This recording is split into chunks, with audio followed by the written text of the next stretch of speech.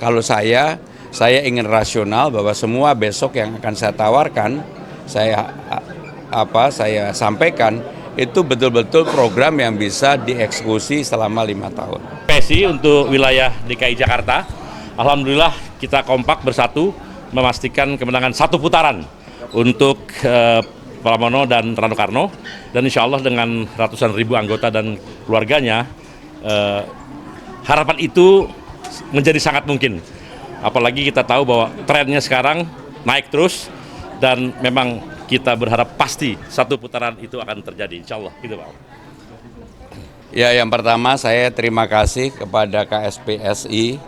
Pak Jumhur Hidayat ini teman saya dari tahun 86, sama-sama aktivis di ITB. Yang membedakan beliau pernah ditahan, atau nih? Pernah ditahan pada rezim, walaupun dulu saya yang memimpin demonya sebenarnya. Demo ke DPR dan sebagainya, karena waktu itu saya yang menjadi ketuanya. Saya merasa ini energi yang luar biasa yang diberikan oleh teman-teman KSPSI yang secara real. Bahkan saya sendiri tidak pernah, terutama dengan teman-teman KSPSI ini meminta, tetapi mereka secara sadar sepenuhnya memberikan dukungan dan effortnya dilakukan luar biasa. Mereka sudah door to door canvassing, sehingga itulah yang membuat saya makin terharu dan merasa bahwa teman-teman KSPSI sudah memberikan energi yang luar biasa bagi saya pribadi. Mas Pram, bagaimana optimismenya memandang di Pilkada Jakarta nanti, apakah bakal yakin menang satu putaran?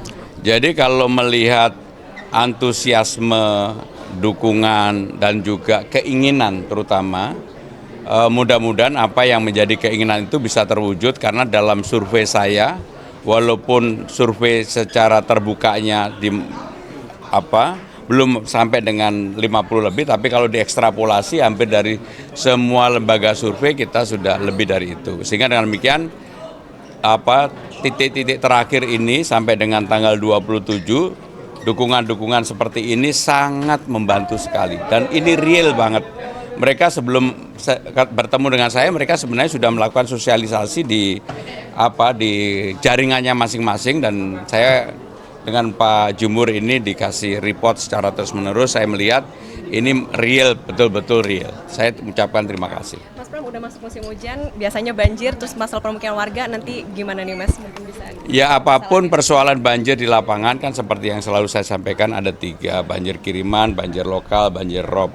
Nah, kalau musim hujan ini yang paling banyak adalah banjir lokal, artinya karena sungainya tidak dikeruk, sampahnya dibiarkan, kemudian pompanya tidak dicek dan sebagainya. Karena saya belum menjabat, tentunya saya tidak bisa memerintahkan untuk itu.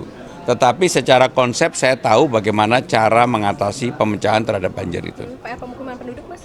Ya itu tadi, secara konsep saya tahu itu, termasuk di Jakarta ada 12 pompa, memang perlu ditambah, dan tidak semua pompa itu berfungsi dengan baik.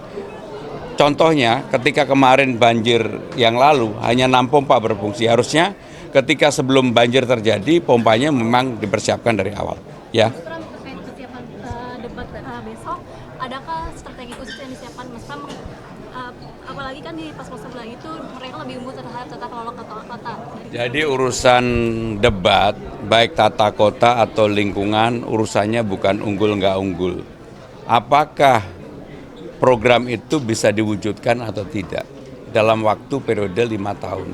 Kalau saya ingin rasional bahwa semua besok yang akan saya tawarkan, saya sampaikan itu betul-betul program yang bisa dieksekusi selama 5 tahun. Jadi saya tidak menghayal gitu ya. Mas, menjelang masa-masa akhir kampanye ini apa yang akan difokuskan oleh Kenapa?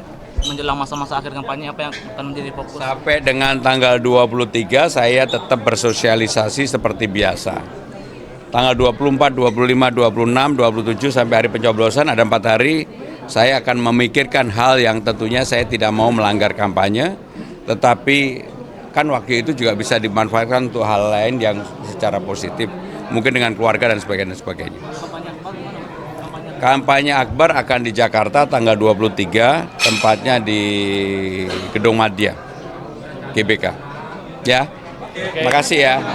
Ini teman-teman media semuanya.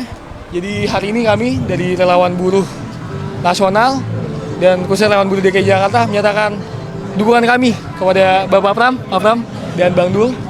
Karena kami di sini sangat yakin sebagai perwakilan kaum buruh, Pak Pram adalah sosok pemimpin yang tepat untuk Jakarta ke depannya. Dan kami harap semua ke Pak Pram, dan kami sangat yakin Pak Pram bisa membawa program-program yang dapat membawa kesejahteraan buruh lebih baik lagi ke depannya. Itu dari segi upah minimum nanti, semoga saya harap lebih baik lagi ketika amin Pak Pram menjadi gubernur Jakarta.